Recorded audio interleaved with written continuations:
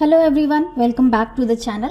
Loans कई प्रकार के होते हैं, जैसे कि हम होम लोन लेते हैं, कार लोन लेते हैं, व्हीकल लोन लेते हैं, एजुकेशन लोन लेते हैं। कुछ लोग अपनी एफडीज पर लोन लेते हैं, यहाँ तक कि कुछ लोग इंश्योरेंस पॉलिसी पर भी लोन लेते हैं।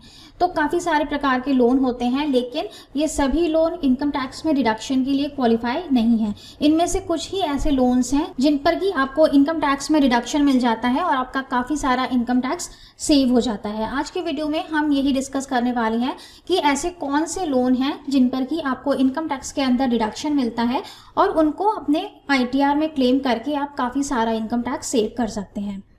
चलिए स्टार्ट करते हैं आज का वीडियो और जानते हैं कि किस तरह के लोन्स पर आपको इनकम टैक्स के सेक्शन में डिडक्शन मिल जाता है। तो इस कैटेगरी में सबसे पहले बात करते हैं एजुकेशन लोन रिपेमेंट की। अगर अपनी हायर स्टडीज़ के लिए आपने एजुकेशन लोन लिया है तो उसके इंटरेस्ट कंपोनेंट का डिडक्शन आपको मिल जाता है इनकम टैक्स के सेक्शन 80E के अंदर। इसमें कौन कौन से एक्सपेंसेस कवर होते हैं? ज़रूरी नहीं है कि आपने ये लोन ट्यूशन फीस भरने के लिए लिया हो। ये लोन आप किसी भी एकेडमिक रिलेटेड एक्सपेंस के लिए ले सकते हैं, जैसे कि आप ट्यूशन फीस पे कर रहे हैं, आप बुक्स खरीद रहे हैं, आपने अकोमोडेशन के लिए लोन लिया है, ट्रैवल करने के लिए लिया है, स्टडी मटेरियल परचेज करने के लिए लिया है, या किसी भी एजुकेशन से रिलेटेड खर्चे के लिए आपने ये एजुकेशन लोन लिया है, तो आपको इसका डिडक्शन अंडर सेक्शन 80E मिल जाता है। एजुकेशन लोन की जो भी ईएमआई आप पे करते हैं उसके इंटरेस्ट कंपोनेंट का डिडक्शन यहाँ पर मिलता है। प्रिंसिपल कंपोनेंट का डिडक्शन यहाँ आपको नहीं मिलेगा। एजुकेशन लोन का इंटरेस्ट कंपोनेंट आप 8 साल तक 8 इयर्स तक यहाँ पर क्लेम कर सकते हैं। लिमिट कितनी है यहाँ पर? जितना भी इंटरेस्ट पोर्शन आपका होगा पूरे साल भर में, वो पूरा पोर्शन आप एज अ डिडक्शन क्लेम कर सकते हैं अंडर सेक्शन 80E। यहाँ पर कोई भी लिमिट नहीं दी गई है। ऐसा नहीं है कि आपको 1.5 लाख या 2 लाख तक का ही यहाँ पर डिडक्शन मिलेगा। जितना भी आपका इंटरेस्ट पोर्शन है 1 साल के अंदर, वो पूरा आप उस साल की आईटीआर में क्लेम कर सकते हैं। इसके बाद दूसरा आता है यहाँ पर हमारा electric vehicle loan. Section 80EE-B के अंदर अगर आप कोई भी इलेक्ट्रिक व्हीकल परचेज करते हैं लोन लेकर, तो उस लोन की ईएमआई पर जो भी इंटरेस्ट कंपोनेंट आप पे कर रहे हैं उसका आपको यहाँ पर डिडक्शन मिल जाता है।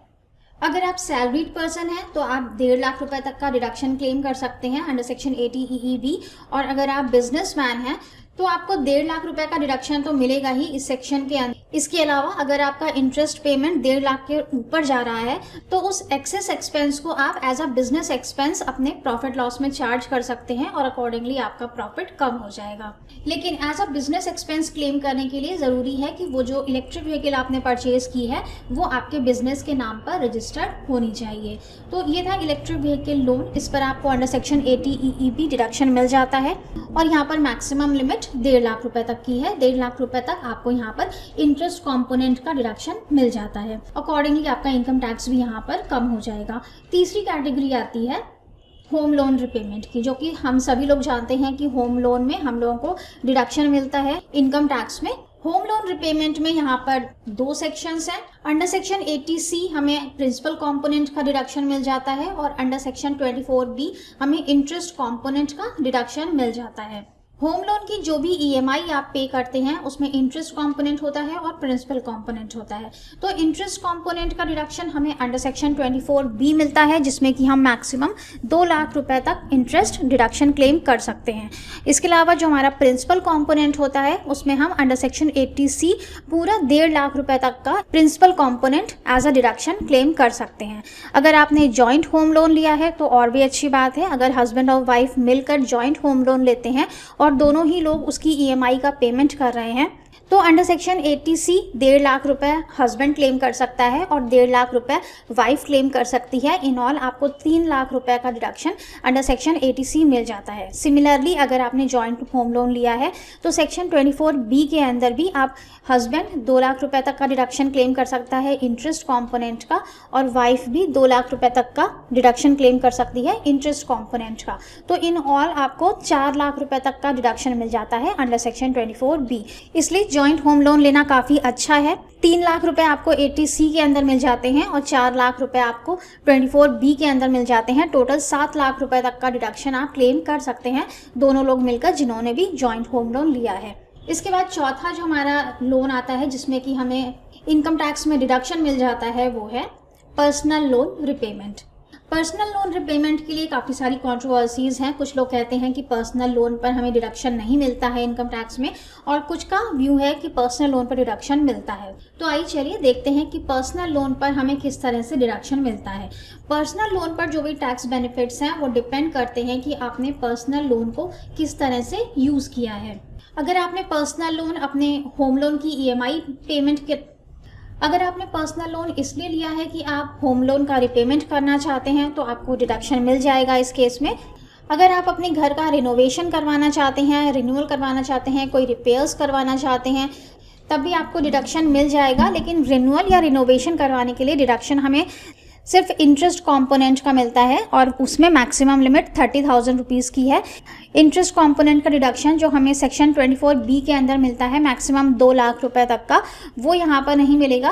अगर आप रिन्यूअल या रिनोवेशन करवाना चाहते हैं तो सिर्फ 30,000 रुपीज़ का डिडक्शन यहाँ पर मिलता है। इसके अलावा अगर आपने पर्सनल लोन एजुकेशन पर्पज़ से लिया है तो उसका डिडक्शन आपको मिल जाएगा अंडर सेक्शन 80E। अगर आपने बिजनेस एक्सपेंशन के लिए पर्सनल लोन लिया है तो इंटरेस्ट कंपोनेंट का डिडक्शन आप अपने प्रॉफिट एंड लॉस में चार्ज कर सकते हैं। इस तरह से आपको पर्सनल लोन रिपेमेंट का डिडक्शन मिल जाता है। अगर आपने पर्सनल लोन हाउस की डाउन पेमेंट के लिए लिया है, रिनोवेशन के लिए लिया है, तो टैक्स डिडक्शंस मिल जाते हैं इंटरेस्ट कंपोनेंट पर अंडर सेक्शन 24B।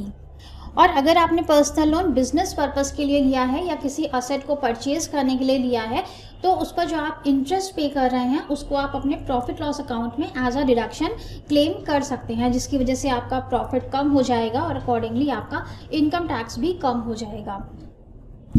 तो आज के इस वीडियो में हमने देखा कि किन किन तरह के लोन्स पर हमें अपने इनकम टैक्स के अंदर डिडक्शन मिल जाता है और अकॉर्डिंगली हमारा इनकम टैक्स काफ़ी सेव हो जाता है। इन सब के अलावा भी काफ़ी सारे लोन्स होते हैं जो आजकल लोग लेते हैं और कंपनीज प्रोवाइड करती हैं, लेकिन सभी तरह के लोन्स पर हमें डिडक्शन नहीं मिलता है। ये जो मेन यहाँ पर हमने आपको 4 लोन्स बताए हैं इन पर हमें इनकम टैक्स में डिडक्शन मिल जाता है और हमारा काफ़ी सारा इनकम टैक्स सेव हो जाता है। आई होप कि वीडियो आपके लिए यूज़फुल रहा होगा। चैनल को सब्सक्राइब ज़रूर कर लीजिएगा, वीडियो को लाइक एंड शेयर कर दीजिएगा। Thank you so much for watching this video. Have a nice day. Bye bye.